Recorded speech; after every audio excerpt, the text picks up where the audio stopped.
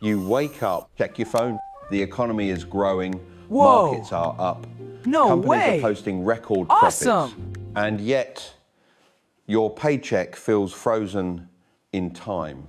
Not falling, not collapsing, just quietly failing to keep up. That gap between a growing economy and a stagnant salary isn't an accident. It's not bad luck. And it's not because you didn't work hard enough. It's the result of how the modern economic system is designed to move money. And once you see it, you can't unsee it. Right now, this matters more than it has in decades. Inflation has cooled officially. Productivity is rising statistically. GDP numbers look healthy on paper. But for millions of people, real purchasing power hasn't recovered. Something is absorbing the gains before they reach you. So let's slow this down. No jargon, no lecturer, just the mechanic. For most of history, the basic deal was simple. If the economy produced more, workers earned more. When output went up, wages followed. That link wasn't perfect, but it existed. Then, around the late 1970s and early 1980s, something changed. Productivity kept climbing, wages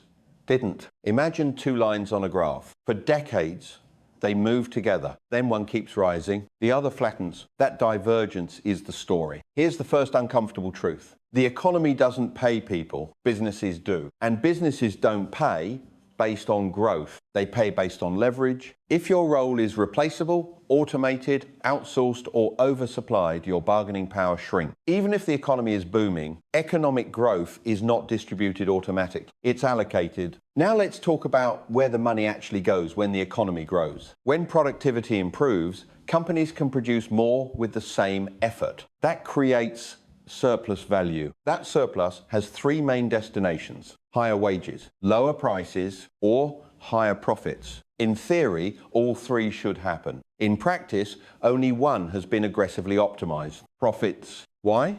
Because wages are sticky, prices are competitive, but profits can be engineered through cost cutting, through financial structures, through global labor arbitrage, through technology, and most importantly, through ownership. Here's the quiet math most people never see. If you earn wages, your income grows linearly. If you own assets, your income compounds. Over time, compounding doesn't just win, it dominates. As companies become more efficient, they don't need proportionally more workers. They need better systems, better software, better capital allocation. So growth increasingly rewards capital instead of labor. That's not ideology, that's arithmetic. Now, layering globalization, companies are no longer negotiating with one workforce. They're negotiating with the world. If wages rise too fast in one country, production moves. If workers push back, automation accelerates. This creates a ceiling not written into law, but enforced by competition. And it keeps wages chasing,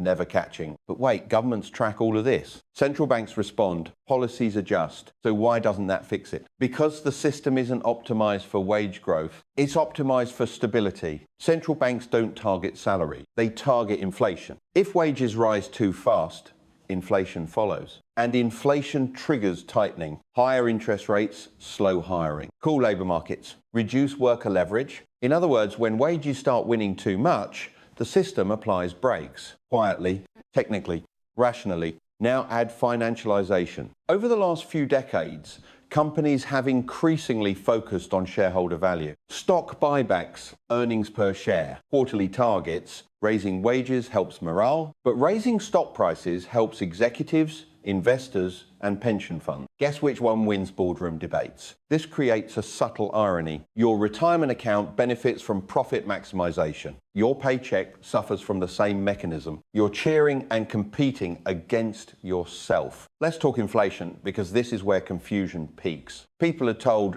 inflation is why you're falling behind.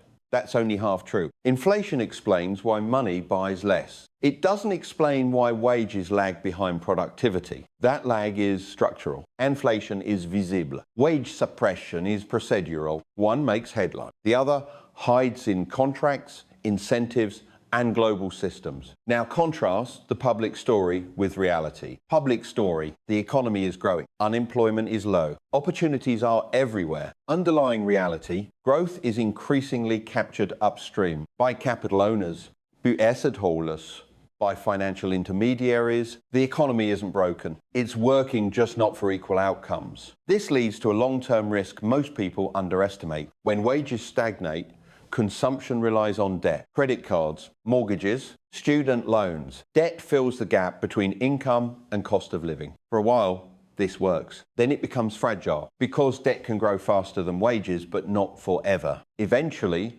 something gives. Defaults rise. Demand weakens. Systems reset. History doesn't repeat, but it rhymes. And now we arrive at the uncomfortable conclusion. Your salary isn't failing to catch up because you're doing something wrong. It's failing to catch up because the system no longer treats wages as the primary transmission channel of growth. Growth flows first to capital, then to assets, then maybe to labor. If anything is left, this doesn't mean the economy will collapse tomorrow. It means tension accumulate. Political tension, social tension, financial tension. The question isn't whether the gap matters. It's how long a system can run when most people experience growth as something they read about, not something they feel. And the more unsettling question is this. If your income depends on wages and the economy increasingly rewards ownership, what does economic progress even mean anymore?